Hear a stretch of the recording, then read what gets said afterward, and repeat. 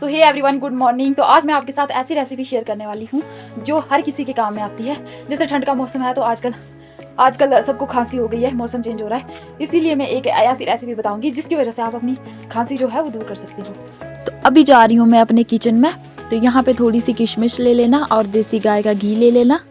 तो आप चाहे तो मार्केट वाला भी यूज़ कर सकते हो, लेकिन हमारे पास गाय है तो हमने देसी घी यूज़ किया। तो थोड़ा सा डालना है क्योंकि ज़्यादा हो जाएगा तो फिर वेस्ट हो जाएगा। उसमें डाल दीजिए किशमिश। तो अब इसको अच्छे से रोस्ट करना है जब तक ये पूरी ब्राउन ना हो जाए। यहाँ पे मेरी आवाज़ भी ख़राब आ रही होगी क्योंकि बदलते हुए मौसम के साथ मैं भी बीमार हो गई हूँ, मुझे भी खांसी हो गई। तो ये मेरी दादी का नुस्खा था। आपको कैसा लगा ट्राई ज़रूर करना। Thank you for watching. Wait for next blog. Bye bye.